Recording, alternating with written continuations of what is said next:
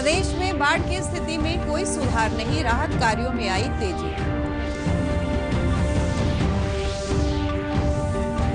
प्रदेश में आज 3,646 नए कोरोना मरीज मिले।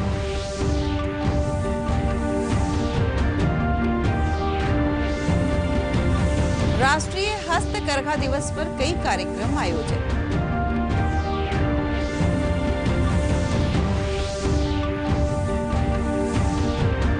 और कोरोना और बाढ़ की चुनौतियों के बीच राज्य सरकार मनरेगा के तहत उपलब्ध करा रही है रोजगार।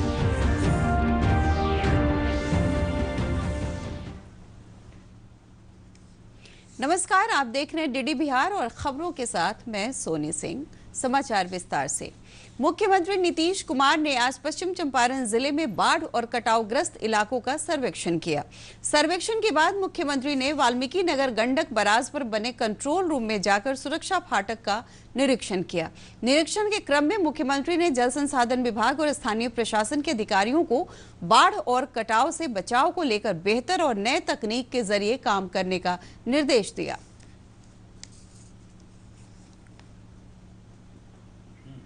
इधर प्रदेश में बाढ़ की स्थिति में कोई सुधार नहीं है। प्रमुख नदियों के जलस्तर में बढ़ोतरी और कुछ सुरक्षा तटबंधों में कटाव होने से कई नए इलाके बाढ़ की चपेट में आ गए हैं। राज्य के 16 जिलों के 124 प्रखंडों के 1185 पंचायतें बाढ़ प्रभावित हैं। बाढ़ से प्रदेश की लगभग 70 लाख की आबादी प्रभावित है। इधर नेपाल में अगले 24 घंटों के दौरान भारी बारिश की चेतावनी जारी की गई है, जिससे बाढ़ की स्थिति और बिगड़ने की आशंका है। वाल्मीकि नगर गंडक बराज से कल देर रात 1.5 लाख क्यूसेक से अधिक पानी छोड़ा गया है, जिससे तटबंधों पर दबाव बढ़ गया है। दरभंगा के बहादुरपुर में स्थित नेशनल पावर ग्रिड स्टेशन में बाढ़ का पानी प्रवेश कर जाने से 5 जिलों की बिजली आपूर्ति प्रभावित हुई है। पावर ग्रिड के प्रबंधक अनिशांत कुमार ने बताया कि पावर ग्रिड स्टेशन में बाढ़ का पानी आने से प्रदेश के 8 ग्रिडों में बिजली की आपूर्ति बाधित हुई है। दरभंगा का जो main sub station Ramnagar grid है वो यहाँ से चार्ज है, और रामनगर को भी अल्टरनेटिव एक लोकाई के थ्रू जो है पावर फीड कर रहे हैं।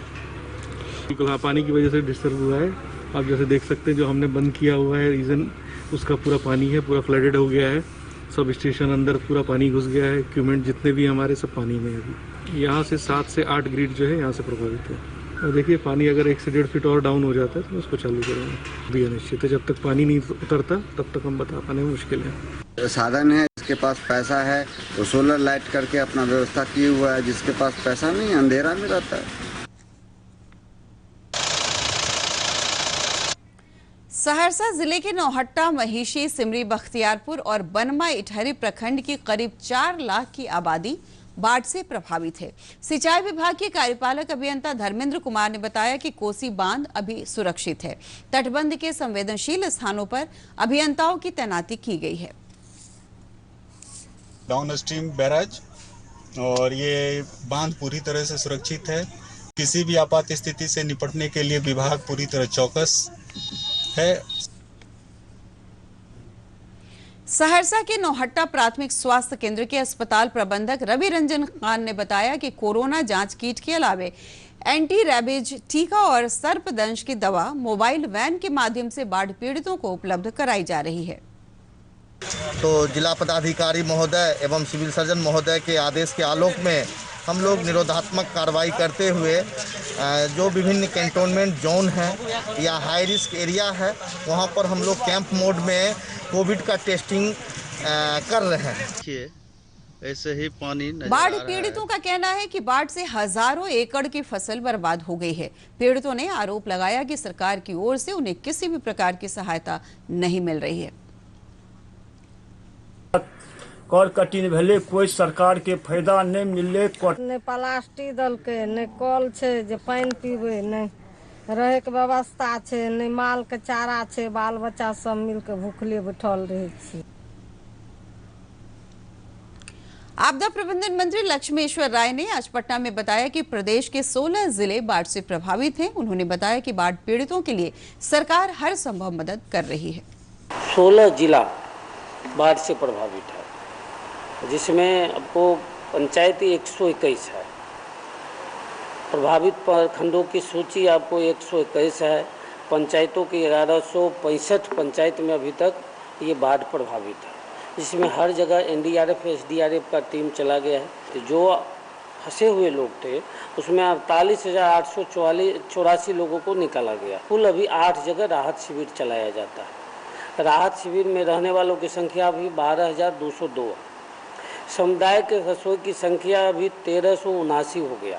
भोजन करने वालों को संख्या करीब 9,97,779 है। मृत अभी तक 19 व्यक्ति का मृत्यु हुई है। पशु की मृत्यु 21 हुआ है। जो GR जो बाढ़ सहायता राशि है वो PFMS के माध्यम से पब्लिक फाइनेंस मैनेजमेंट सिस्टम के द्वारा शीघ्र ही उसके खाते तक चला गया। शीघ्र ही जो भी बाढ़ प्रभावित इलाका है उसके लिए विभाग पूरे तरह से तत्पर है। हर स्तर पर विभाग सरकार तत्पर है। प्रदेश के विभिन्न जिलों से 3,646 नए मामलों की पुष्टि होने के बाद कोरोना संक्रमितों की संख्या बढ़कर 71,794 हो गई है। स्वास्थ्य विभाग ने ट्वीट के माध्यम से बताया कि अब तक प्रदेश में 46,265 मरीज स्वस्थ हो चुके हैं। राज्य में स्वस्थ होने की दर 64% से अधिक है। वर्तमान में सक्रिय मरीजों की संख्या 25,128 है। पिछले 24 घंटों में 71,000 से अधिक नमूनों की जांच की गई है। छठे राष्ट्रीय हस्तकरघा दिवस के अवसर पर आज देश भर में कई कार्यक्रम आयोजित किए जा रहे हैं। कपड़ा मंत्री स्मृति ईरानी ने इस अवसर पर नई दिल्ली में हस्तकरघा पोर्टल और ऐप का शुभारंभ किया। उन्होंने कहा कि हस्तकरघा रोजगार का एक बड़ा माध्यम है। सरकार इससे जुड़े लोगों की वित्तीय स्थिति और उनके उत्पादन को बढ़ाने के लिए कई सार्थक पहल कर रही है। प्रदेश के भागलपुर के बुनकरों द्वारा हस्त निर्मित शिल्क वस्त्रों का निर्यात कई देशों में किया जाता है। कोरोना काल के चलते इस व्यापार में कमी आई है। व्यापारियों को उम्मीद है कि केंद्र सरकार ने लघु और मध्यम उद्योगों के विकास के लिए जो योजनाएं लागू की हैं उससे भागलपुर के सिल्क उद्योग में तेजी आएगी। उसके लिए भागलपुर वाले बहुत ही आभारी रहेंगे और हमेशा ही उनको धन्यवाद भी देंगे। नालंदा जिले के बिहारशरीफ प्रखंड के हस्तकरघा क्लस्टर बसवन बिघा में बुनकरों ने राष्ट्रीय हस्तकरघा दिवस मनाया। इस मौके पर बुनकर सहयोग समिति के सदस्य कपिल देव प्रसाद ने बताया कि कोरोना काल के चलते बुनकरों के प्रशिक्षण का कार्य फिलहाल स्थगित है। उन्होंने बताया कि बसवन बिघा क्लस्टर में से बुनकर 52 बूटी साड़ी, पर्दा, बेडशीट और सरकारी अस्पतालों के लिए चादर बना रहे हैं। क्लस्टर चल रहा है जहाँ से ब्लॉक लेवल हैंडलूम क्लस्टर।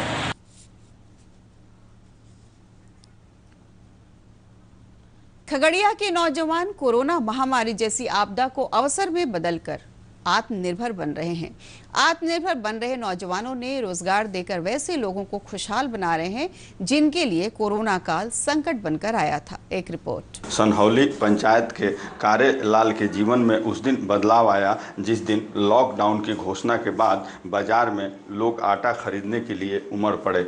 इस अवसर का लाभ उठाकर कारेलाल ने गेहूं के आटे का व्यवसाय शुरू कर दी। साथ ही कारेलाल ने स्वयं सहायता समूह बनाकर महिलाओं और पुरुषों को जोड़ा और हार्पिक, एसिड, फिनाइल, सैनिटाइजर बनाना शुरू कर दिया।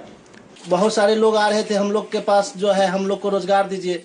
तो एकाएक दिमाग में आया क्यों ना जो आदमी आए हुए हैं उनको हम स्वयं यहाँ रोजगार दे के जो है उनको आत्मनिर्भर बनाने का काम करें। तो यहीं से जो है सहकार भारती के प्रेरणा स्रोत से हम लोग को जो है कुछ ट्रेनिंग मिला और हम लोग भी ट्रेनिंग दे के लोग को जो है स्वरोजगार से जोड़ने का काम कर रहे हैं। कारेलाल बताते हैं कि लॉकडाउन के दौरान सोशल मीडिया के माध्यम से ऑर्डर लेकर आटे और अन्य सामग्रियों की आपूर्ति करते रहे। देखिए, डिलीवरी करने का जो है हम लोग तो पहले जो है सोशल मीडिया के माध्यम से और जो जान पहचान के लोग हैं उनको हमने बतलाएं कि हम ये सब सामान बना रहे हैं जो घरेलू उत्पादन में जो है उपयोग होता है।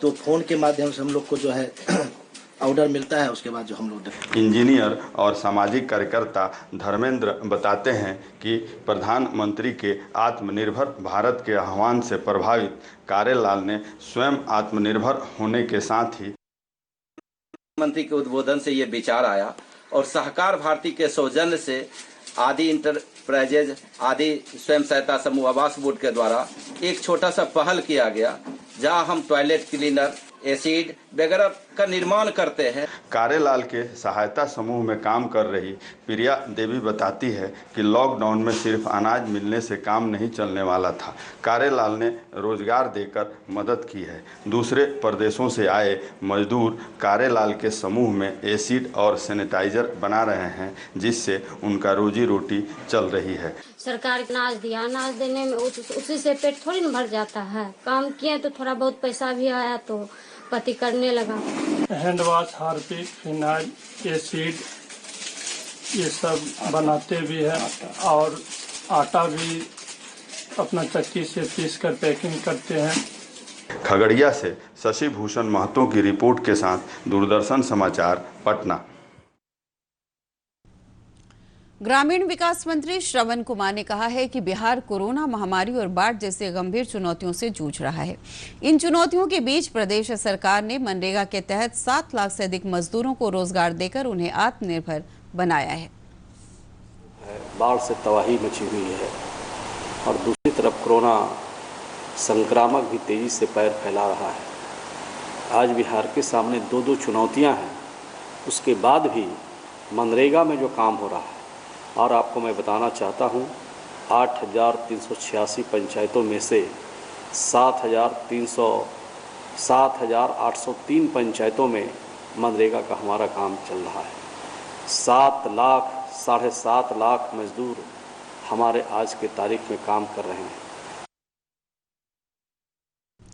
मत्स्य उत्पादन में बिहार देश का चौथा राज्य हो गया है। कृषि, पशु और मत्स्य संसाधन मंत्री प्रेम कुमार ने आज वीडियो कॉन्फ्रेंसिंग के माध्यम से पूर्णिया और बांका जिले में केज कल्चर की विधि से मत्स्य पालन योजना का उद्घाटन करते हुए कहा कि बिहार से अनेक राज्यों को मछली निर्यात की जा रही है। उन्होंने बताया कि प्रदेश में मत्स्य उत्पादन बढ़कर 6.41 लाख मीट्रिक टन हो गया है।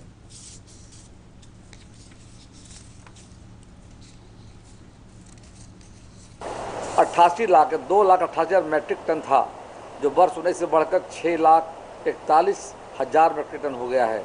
राज्य से बाहर भी मछली निर्यात अनेक राज्यों से की जा रही है। अब हम बिहार का मछली बिहार से बाहर भी जा रहा करते हैं। शोषित समाज दल का आज पटना में 48वां स्थापना दिवस सोशल डिस्टेंसिंग का पालन करते हुए मनाया गया। इस मौके पर दल के राष्ट्रीय अध्यक्ष रघुनीराम शास्त्री ने कहा कि कई तरह की बंदिशों के बीच अपने मूल्यों और विचारों के आधार पर दल स्थापना दिवस मना रहा है। इस अवसर पर मुख्य अतिथि डॉक्टर महबूब आलम अंसारी ने भी भाग लिया। देश में लॉकडाउन है, कोरोना जैसी घातक बीमारी है, बाढ़ है, कई तरह की समस्याएं हैं। उन समस्याओं के बीच में कई तरह की बंदिशें हैं। उस बंदिशों में हम अपने प्रतीक के रूप में आज 48वां स्थापना दिवस मना रहे हैं। और अंत में जाने से पहले मुख्य समाचार।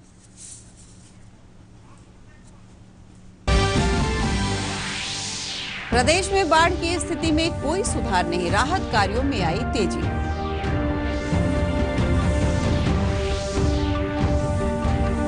प्रदेश में आज 3,646 नए कोरोना मरीज मिले।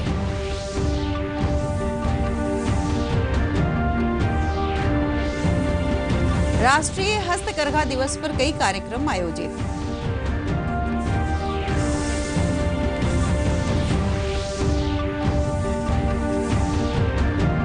और कोरोना और बाढ़ की चुनौतियों के बीच राज्य सरकार मनरेगा के तहत उपलब्ध करा रही है रोजगार।